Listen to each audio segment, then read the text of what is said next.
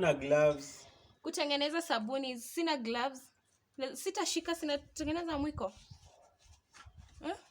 Unapaswa kukoroga constantly as you are mixing. Mayo nini? Unataka kitu ya ofisini? Chemical A, B. Kitu ya ofisi nifanye nini nayo kwa? Hazina majina but hizi ni chemicals za kutengeneza dawa. Hii inakaa. So naweka hizi 4 kwanza. Acha tutengeneze na huyu sasa. Ndio unajua leo. Hii ni nini sasa?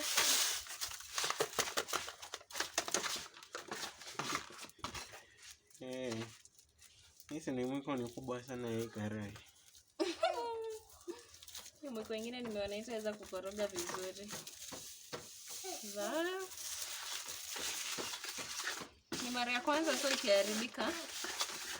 Sasa but I hope haitaharibika. Mine asali. Ni asali. Hii si asali wewe. Sikaribia sana, hizi ni makemikali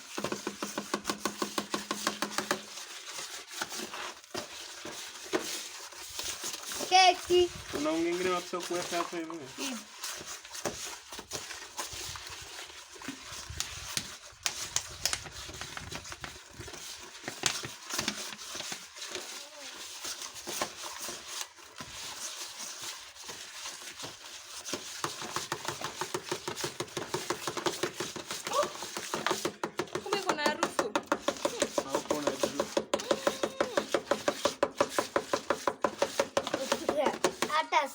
Ama besi ni kubwa. Besi ni kubwa sana na sana. Mshahanga.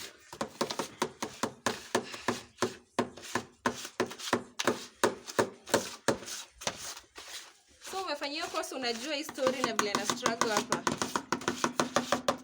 So na struggle juu nataka kuchaka.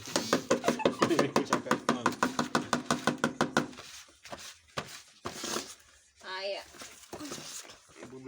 Before ongeza kitu, unapaswa kwa complete mixer. Hii ni lavender. Hiyo si ni harufu. Unaweka sahi? Sahi. Na hii ni lemon. Sina nashangaa. Tunaweka baadaye. Lemon tunaweka unapaswa kuweka nini ukishamaliza during the last. Na color pia.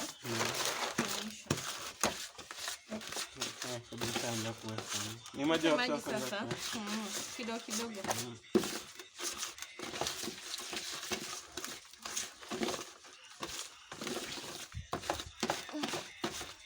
Unatengeneza nini? Hadi kumenye kwa hapo juu. So koroga hadi ishe kabisa.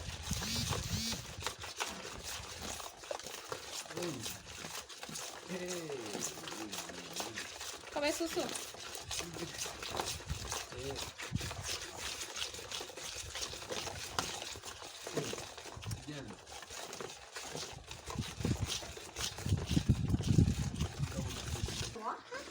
Unaweka maji kidogo kidogo mpaka inaisha. Umepima 5 liters. So ukibuy ingredients unaokaga umeuziwa za how many liters. Hizi zilikuwa za 5 liters. Mimi nikaribia. Uko mbali sana. Unajua ukianguka utaanguka kwa hii besi. Hebu toka hapo. Tuweke wala. Bado. Usimlete hapa huyo. Time for rangi. Nike tu yote.